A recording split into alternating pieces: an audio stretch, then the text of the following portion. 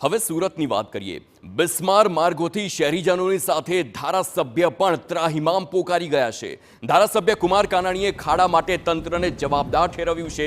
અધિકારીઓમાં કામ કરવાની ઈચ્છાશક્તિ દેખાતી નથી તેમ કુમાર કાનાણીએ જણાવ્યું। ચોમાસાના આરંભે જ સ્માર્ટ સિટી સુરતના રસ્તા ધોવાઈ ગયા છે। સુરત આખું ખાડાગ્રસ્ત બની ગયું છે। લોકોની હાલાકી ચરમસીમાએ પહોંચી છે। સંકલન બેઠકમાં પણ બિસ્માર માર્ગો મુદ્દે અનેક સવાલો ઉઠાવ્યા હતા। બિસ્માર માર્ગ હોય, ખાડા હોય, આ તમામ મુદ્દે કુમાર કાનાણીએ પણ રોષ વ્યક્ત કર્યો છે। સુરત શહેરમાં ખાડા અને બિસ્માર માર્ગોથી શહેરીજનોમાં આક્રોશ જોવા મળી રહ્યો છે। કુમાર કાનાણીએ જણાવ્યું છે, આપને જણાવી દઈએ, વરાછાના ભાજપના ધારાસભ્ય કુમાર કાનાણીએ જ ખાડા માટે તંત્રને જવાબદાર ઠેરવી રહ્યા છે। ત્યારે તંત્રની કામગીરી સામે અનેક સવાલો પણ ઉઠી રહ્યા છે। જો નેતાઓ અને ધારાસભ્યોની જ રજૂઆતને તંત્ર ઘોળીને પી ગયું છે તો શહેરીજનોની રજૂઆત પર કામગીરી ક્યાંથી થશે અને લોકોને પડતી હાલાકીનું નિવારણ કેવી રીતે આવશે તે સવાલ પણ કુમાર કાનાણીએ ઉઠાવ્યા। જ્યારથી ચોમાસું શરૂ થયું છે ત્યારથી સુરત શહેરના રોડ રસ્તાની હાલત કંઈક અલગ જોવા મળી રહી છે। તમામ રોડ રસ્તા પર મસ્ત મોટા ખાડા, રસ્તાનું ધોવાણ થયું છે અને આ બાબતે અનેકવાર રજૂઆતો કરવા છતાં પણ જે અધિકારીઓ છે તે નક્કર કામગીરી કરતા નથી ને ત્યારે સંકલન બેઠકની અંદર વરાછાના ધારાસભ્ય કુમાર કાકા દ્વારા જે છે ઉગ્ર રજૂઆત કરી હતી। તો આપણી સાથે કુમાર કાકા જોડાય, તેમની સાથે વાત કરીશું। કાકા, આપની ખાડાને લઈને રજૂઆત ઉગ્ર, શું કારણ ઉગ્ર થવાનું? ચોમાસા દરમિયાન વરસાદને કારણે જે રસ્તાઓ ધોવાયા છે, જે ખાડાઓ પડ્યા છે, એ ખાડાઓની ખૂબ મોટા પ્રમાણમાં લોકોની ફરિયાદો આવી રહી છે। લોકો હેરાન પરેશાન થઈ રહ્યા છે। રસ્તા તૂટવાનો ભોગ લોકો બની રહ્યા છે। ચૂંટાયેલા પ્રતિનિધિ તરીકે લોકો અમને ફોન કરે છે, ફરિયાદ કરે છે, એ સ્વાભાવિક છે કે લોકો તો ચૂંટાયેલા પ્રતિનિધિને જ ફરિયાદ કરે।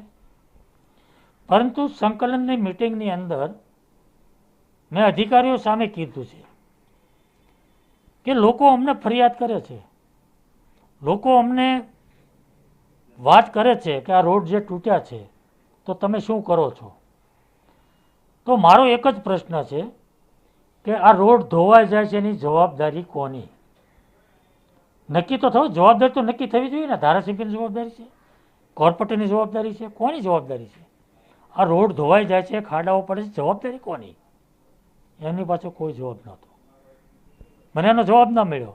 મેં કીધું ચાલો આનો જવાબ તમારી પાસે નથી તો રોડ ધોવાઈ શા માટે જાય છે, ખાડાઓ શા માટે પડે છે, એનો મને જવાબ આપો। આ જવાબ મેં વહીવટી તંત્ર પાસે એટલા માટે માંગ્યો છે કે રોડ શા માટે ધોવાય છે, ખાડાઓ શા માટે પડે છે અને એની જવાબદારી કોની?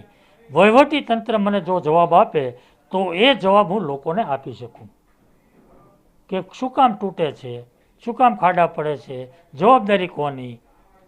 એ વાત નક્કી થાય તો હું લોકોને કહી શકું, પણ તંત્ર પાસે આનો જવાબદારી કે શા માટે તૂટશે એનો કોઈ જવાબ નહોતો।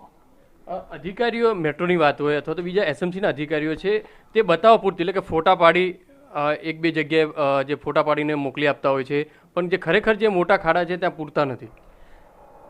હું ચોક્કસપણે માનું છું કે જે કંઈ ખાડાઓ પડ્યા છે, રોડ રસ્તા ધોવાયા છે, એ ગમે તેટલું આપણે કરીએ, ફોટા પાડીએ કે ગમે તે કરીએ ઠીક છે, પરંતુ જ્યાં સુધી લોકોને સંતોષ ન થાય, લોકોને કામગીરીનો અહેસાસ ના થાય ત્યાં સુધી કામગીરીમાં ઉણપ છે।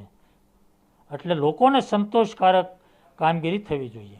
આ હતા કુમાર કાકા, જે રીતે રોડ રસ્તાની અંદર જે ધોવાણ થઈ રહ્યું છે, મસ્ત મોટા જે ખાડા પડી રહ્યા છે તેની જવાબદારી નક્કી થવી જોઈએ અને તેની પાછળનું જે કારણ છે તે પણ ચોક્કસપણે શોધવું જોઈએ। કારણ કે દર વર્ષે આ રીતની સ્થિતિ કેમ થાય છે તે વિચારવામાં નથી આવતું, પણ જે રીતે ખાડા પડતા હોય છે સમયસર રિપેર થઈ જશે, રિપેરિંગ કામ થઈ જશે તે રીતના દાવા કરતા હોય છે, તેને લઈને ધારાસભ્ય કુમારભાઈએ સંકલનમાં ઉગ્ર રજૂઆત કરી હતી। કેમેરામેન સંજય ચંડેલ સાથે બલદેવ સુથાર, TV9 સુરત।